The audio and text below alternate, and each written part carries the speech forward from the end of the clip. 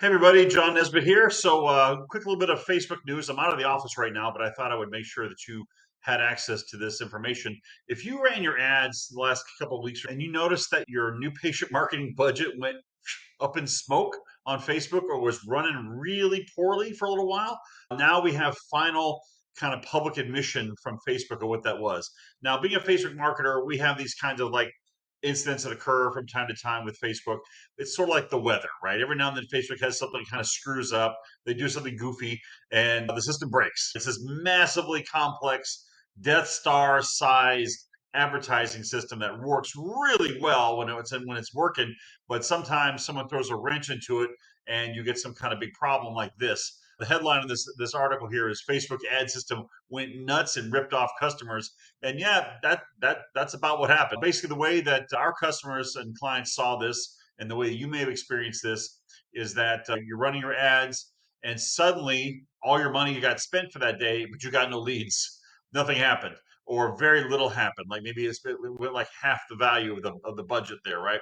And as you go through this article here, basically to summarize it for you, Facebook says, "Yeah, that was our bad. We screwed up. It was over a weekend, and things kind of got out of hand." Now we noticed this thing at our office, and we just turned the accounts off for a little while. We just paused the ad campaigns for most of our clients who had this. It wasn't across the board. It wasn't every account, every campaign that got affected. It was kind of a hit and miss sort of thing. So it was sort of look in and see what's going on situation. So we have staff that monitor things. That things get a little goofy, we turn it off because usually when Facebook has a problem like that, it's just a matter of just wait a little bit and it'll come back on. And actually, in this case, a lot of agencies or customers will go back to Facebook and say, "Hey, you ripped me off. This is terrible." And Facebook actually will eventually do the right thing and give you some credit on your account, or your next ads will run better. They usually refunds and credits like that. And in this article here, if you were to read the whole thing, it does say they're going to be doing that for anybody who was affected by that. But again, they may not even know who was all affected. It's a pretty nutty situation as far as them tracking down the thing. So just know this: if you tested some ads, if you're running a Facebook ad test for new patients over the last couple of weeks and it didn't work, run the test again because your account could easily have been affected by this kind of this storm, as you were, this technical problem that Facebook had. In which case, it wouldn't be a valid test.